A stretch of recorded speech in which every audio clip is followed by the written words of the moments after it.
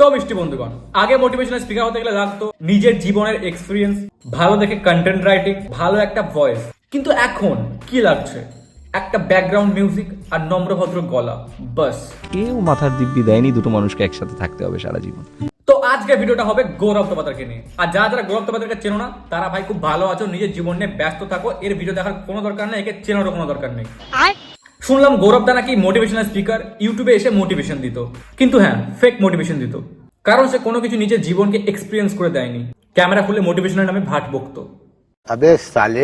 তো আমাদের গৌরব তপাতার দা এতদিন তার অডিয়েন্সদের শেখাতো কিভাবে রিলেশনশিপ ঠিক রাখতে হয়, কিভাবে বোঝাতে হয়, ঝগড়া করার পর কি করতে হয়, রাগ ভাঙানোর জন্য কি করতে হয়, ইত্যাদি ইত্যাদি।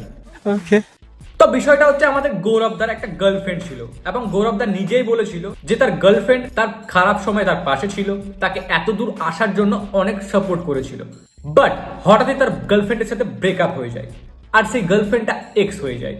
আর সেই গার্লফ্রেন্ডের সাথে ব্রেকআপ হওয়ার পর সেই গার্লফ্রেন্ডটা এক্স হয়ে যাওয়ার কিছুদিনের মধ্যেই নতুন একটা গার্লফ্রেন্ড চলে আসে এবং রেজিস্ট্রি হয়ে যায়। अबे साले। তো আমাদের এই সস্তার মোটিভেশনাল স্পিকার 2 বছর আগে একটা ভিডিও বানিয়েছিল, রিলেশনশিপ নষ্ট হওয়ার 5টি কারণ। তুমি রিলেশনশিপ নষ্ট হওয়ার 5টি কারণ জানো, তাও তোমার রিলেশনশিপ নষ্ট হয়ে গেল, তাহলে তোমার ভিডিও দেখে যারা তোমার কথাগুলি অ্যাপ্লাই করেছিল তাদের এখন কি অবস্থা হচ্ছে?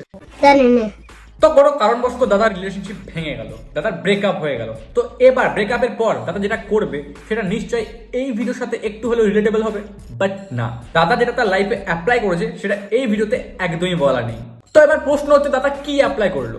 কি আবার ভাই, নতুন খোঁজো, নতুন হবে।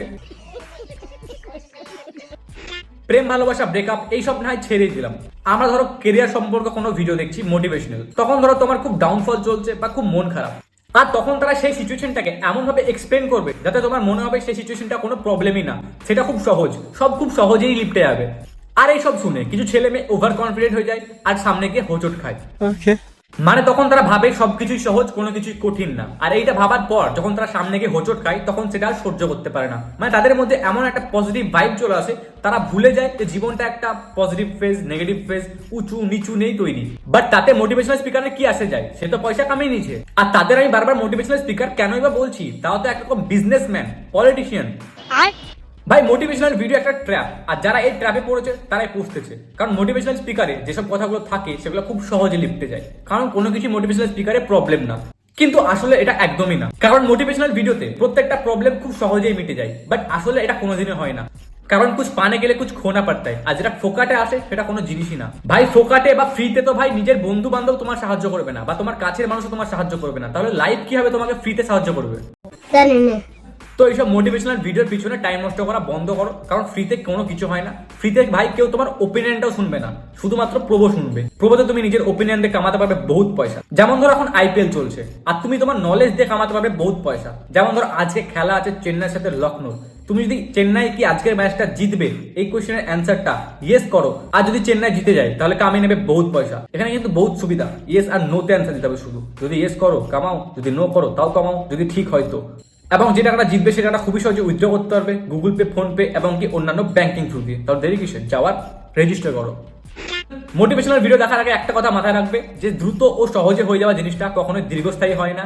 আর মোটিভেশন কিছু হয় না, নিজের জীবনে তুমি যেটা ধাক্কা খেতে খেতে শিখবে, যেটা উপরে নিচে উঠতে উঠতে শিখবে, সেটা তোমার জীবনে কাজে লাগবে, কারোর কথা তোমার জীবনে কোনোদিনও কাজে লাগবে না। আর প্রত্যেকটা মোটিভেশনাল স্পিকারের টার্গেট থাকে সেই সব ছেলেমেয়েরা যারা তাদের স্বপ্নের পেছনে খাটছে, স্ট্রাগল করছে এবং সেই পথে ধাক্কা খাচ্ছে, অ্যান্ড দেন রাত্রিবেলাতে এসে রাত্রের ঘুম নষ্ট করে সেই মোটিভেশনাল ভিডিওগুলো দেখছে এবং তাদের মনকে একটু হলেও স্যাটিসফ্যাকশন দিচ্ছে। দেন আবার সকালে উঠে সেম লাইফ, সেম সেই স্ট্রাগলে ভরা লাইফ, বাট ফাঁকে তাহলে লাভ দেখা হলো সেই মোটিভেশনাল স্পিকারের, সে পয়সা তো কামিয়ে নিল, তার সাথে সাথে তোমার ঘুমটা উড়ে নিল সামান্য একটু স্যাটিসফ্যাকশনের জন্য। তাই একটা জিনিস মাথায় ঢুকিয়ে নাও, যদি কোনো কিছু ফ্রি হয় তাহলে সেটা তুমি, কারণ তুমি ছাড়া আর এই জগতে কোনো কিছু ফ্রি না। আর এই মোটিভেশনাল ভিডিও দেখাতে ভালো তুমি মাঠে গিয়ে খেলা করো রোদ্রের মাঝে, মা বাড়ি গিয়ে ঘুমিয়ে পড়ো, সারা দিন ঘুমিয়ে থাকো, বন্ধুদের সাথে আড্ডা মারো, তাও একটু টেনশন ফ্রি হবে, স্ট্রেস মুক্ত হবে। তো আজকে ভিডিও এতটা ভালো লাগলে লাইক শেয়ার সাবস্ক্রাইব মাস্ট। আর হ্যাঁ, নো হেট ফর এনিওয়ান।